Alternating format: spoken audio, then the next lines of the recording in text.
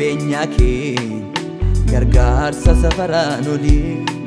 nama namni dhiiserraa goree araarri kee na tolcheef olii kanan ofii beekuu kan firri beekuu kan biyyi beekuu gulantaa kolbuttee seenaa koo jijjiirte utoo diinni arguu kanan ofii beekuu kan firri beekuu kan biyyi beekuu gulantaa kolbuttee seenaa koo jijjiirte utoo diinni arguu tolli kee baay'eedhaa hin fitu yoon maqaa dhahee jiraachuu koo sababni si'iif noo har'aa ga'ee tolli kee baay'eedhaa hin fitu yoon maqaa dhahee jiraachuu koo sababni si'iif noo har'aa ga'ee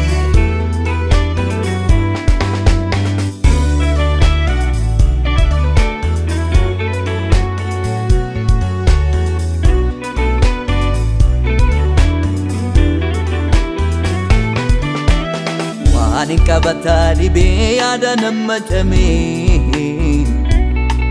asiif achi jooruu maqaa kee duwwaadhaa uleen qabbee ka'ee diigamaa koo ijaaruu onnee korraa fudheen si galateeffadha abbummaa keen argee kan keen irraan dhumuu abdiin koo goganuu Rakenaaf margee kankee kankee kankee kankee kankee kankee kankee kankee kankee kankee kankee kankee kankee kankee kankee kana yoon jedhee sana tafaa sanas yoon jedhee kana tafaa ulfaatu mootii waaqaaf lafaa Kana yoon jedhee sana tafaa sanas yoon jedhee kana tafaa ulfaatu mootii waaqaaf lafaa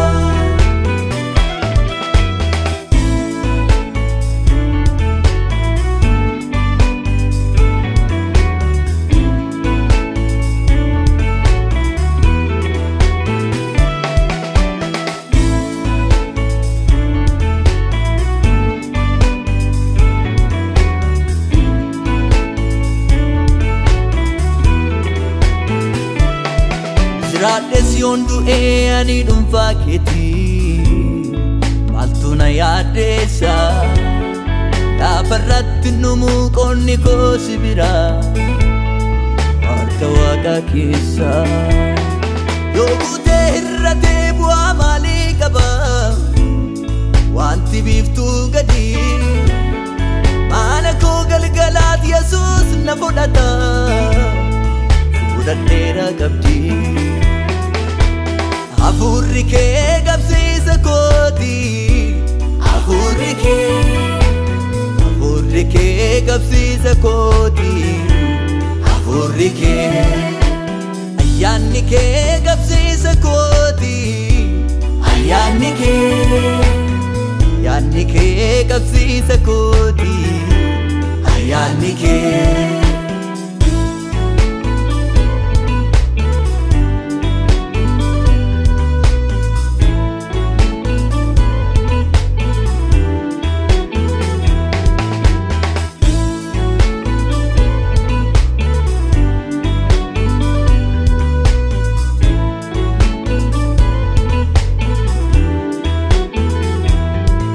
Isan gurraan naga'ee jala ofii kee aanatti mul'atte Kiristoos barsiisaa jaalala salphattee na ulfeessite waa'een kee odeeffameen dhumu lacheen koo yoon baasee gumaa kee goftummaan kee baraan isuma eenyuyyuu timbu'aan gookee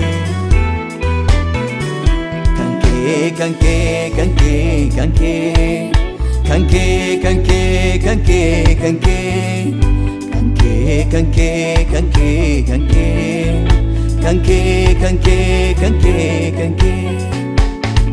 Kana yon jede sana tafa